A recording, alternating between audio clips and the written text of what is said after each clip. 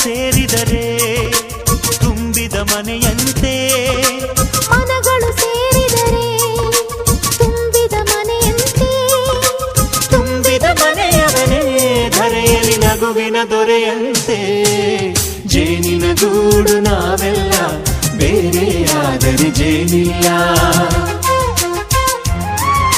ಜೇನಿನ ಗೂಡು ನಾವೆಲ್ಲ, ಬೇರೆಯಾದರೆ ಜೇನಿಲ್ಲ.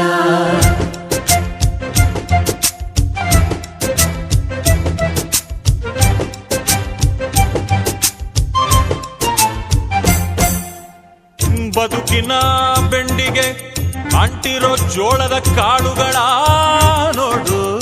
ಹೌದಪ್ಪ. ಸಿಪ್ಪೆಯ ಸೂರಿನಲ್ಲಿ